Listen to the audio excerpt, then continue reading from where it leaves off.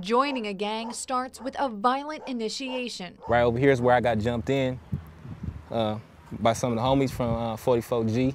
About 9-10 people whipped my ass right over here, right in that grass right there. But getting out could be a death sentence. When you drop out from a gang, you're less protected, but you still have all your enemies. Once you in, you in. You always gonna be that, you know what I mean?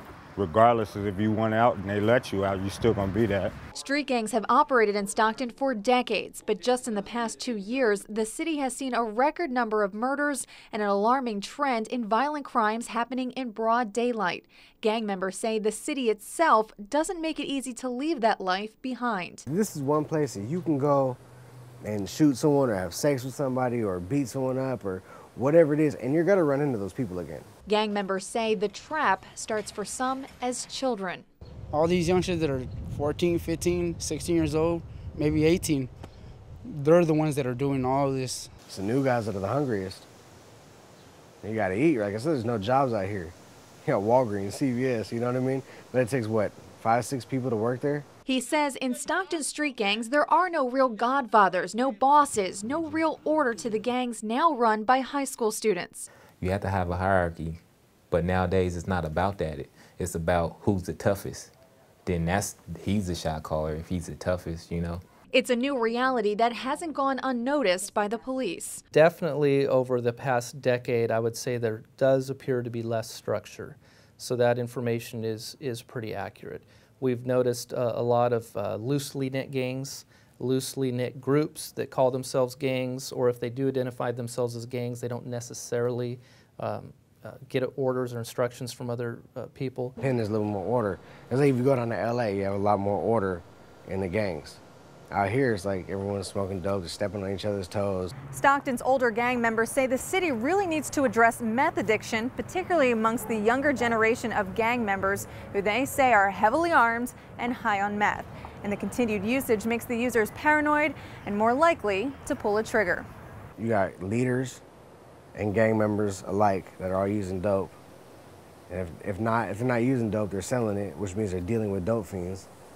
It's never really a good mix. But for children with no jobs and for some no food at home, selling drugs is seen as the fastest and easiest way to make money. Selim says that if and when they're caught, incarceration only temporarily stops them from dealing. As soon as I got back out, it wasn't like even a thought to not sell drugs. That's the first thing I was like, I need to find me a sack as soon as I got out, like so I can make some money, you know. That's all I gotta do. They gotta throw me in jail. I earn vacation, I ain't tripping.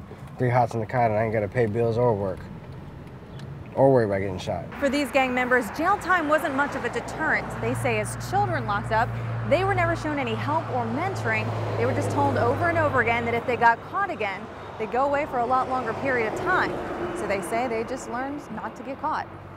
That's called pill park right there. You can get any type of pill you want, like prescription drugs, shit like that. Yeah, some of these homeless people aren't really homeless. They just dress bummy niggas so the cops don't with them because they're really selling drugs. I have not heard of the situation where they're dressing up as homeless people to throw us off or distract us.